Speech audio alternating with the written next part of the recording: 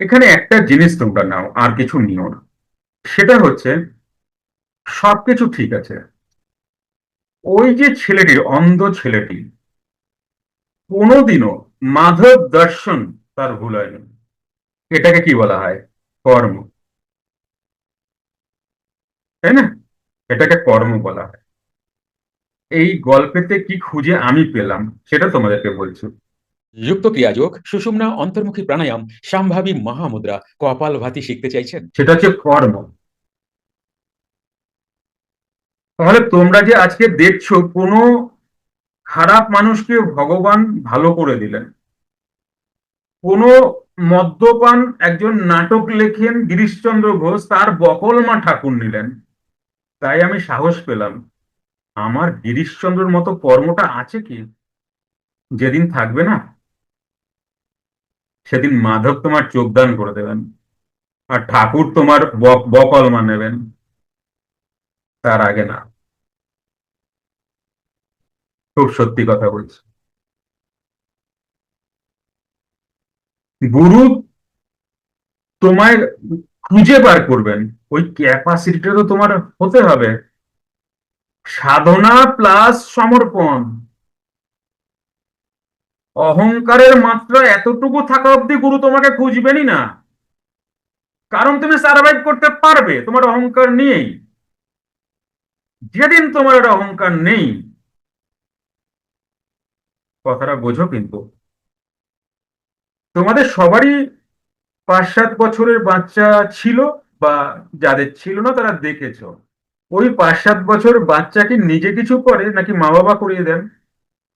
রাস্তায় চলা, পথে চলা, ঘরে ঘোরা, এখানে বাড়ি খাচ্ছে ওখানে বাড়ি খাচ্ছে, সেই সন্তানটার কোনো ফিলিং আছে?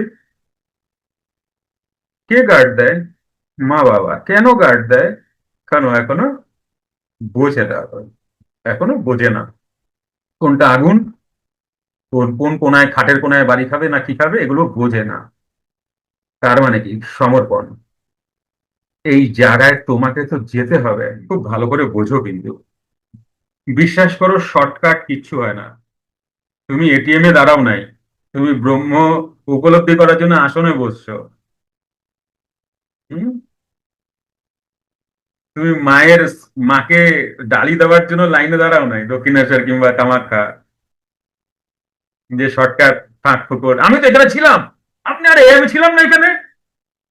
উনি বলতে, কে জানে ভাই, আমি তো খেয়ালই করেনি, ও তো ওনার ইয়েতে আছে, রিল দেখতেছে, গেছে বুঝলা ছিল কি ছিল না। জিজ্ঞাসা করেন আমি ছিলাম এখানে। এইটা কিন্তু এই জায়গায় হবেই না।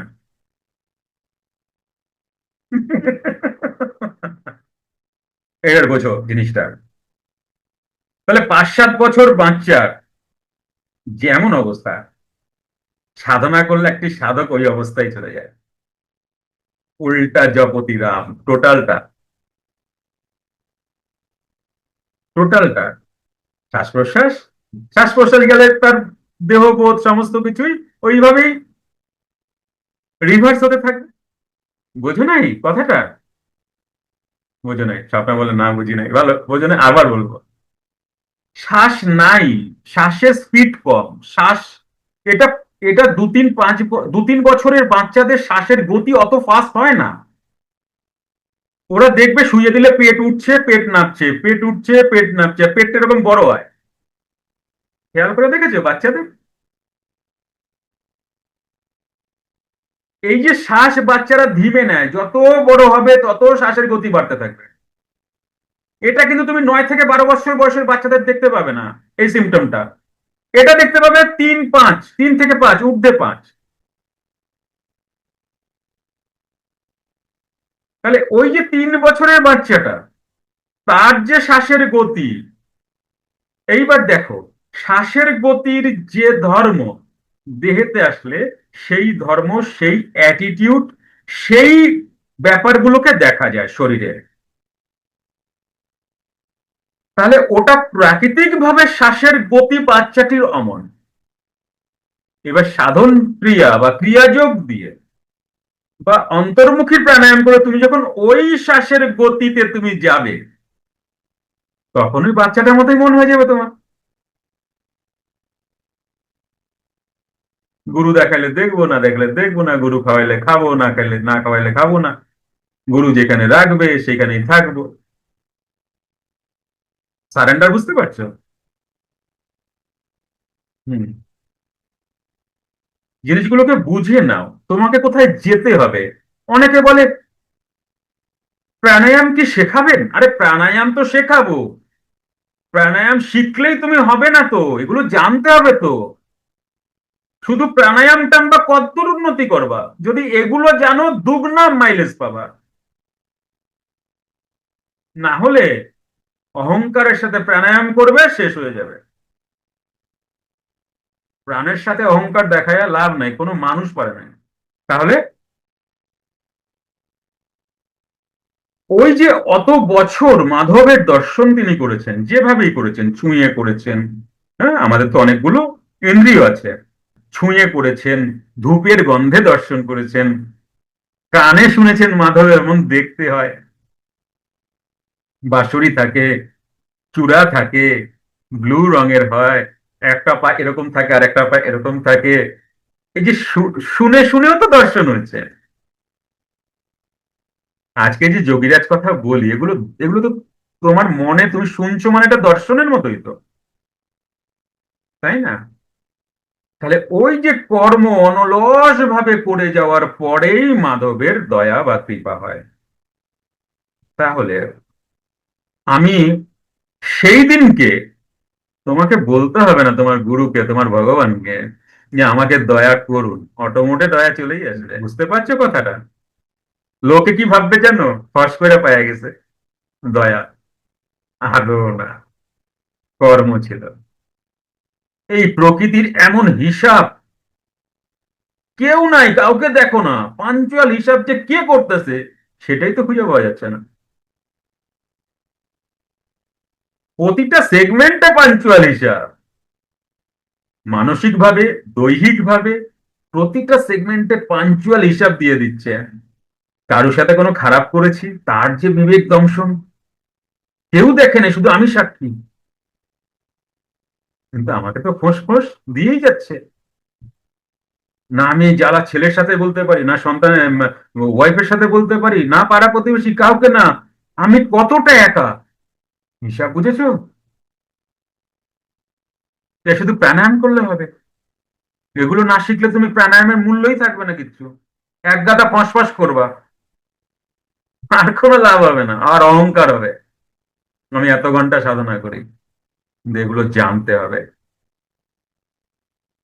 এগুলো না জানলে হয় না গো। এগুলো জানলে তোমার প্রাণায়াম ভালো হবে, আর তুমি সঠিক মার্ক পাবে। যে মার্ক তোমার জন্য সঠিক সেটাই গুরু প্রদান করবেন, নচেত তুমি মার্ক সিলেক্ট করলে তো মুশকিল হয়ে যাবে। কারণ তুমি সেই মার্ককে জানোই না যেই মার্ককে সিলেকশন করছো। এবার তুমি কমান্ড করে দিয়েছো, ও তো ওই পথে নিয়ে যাবে তোমাকে। তোমার ভগবান, এইখানে তোমার ভগবান বসে আছে না, ও তো ওই পথে নিয়ে যাবে। তো সুতরাং ক্রিয়া, প্রাণায়াম, অন্তর্মুখী প্রাণায়াম, যা যেই সাধনা করো, সাধু সঙ্গ মাস্ট। নচেত তোমার এই সাধনা পুষ্ট হতে অনেক সময় লাগবে, এবং তুমি ভুল ট্র্যাকেও চলে যেতে পারো। তা নাহলে আমাদের জন্য গীতা কেন দেওয়া হলো বলো?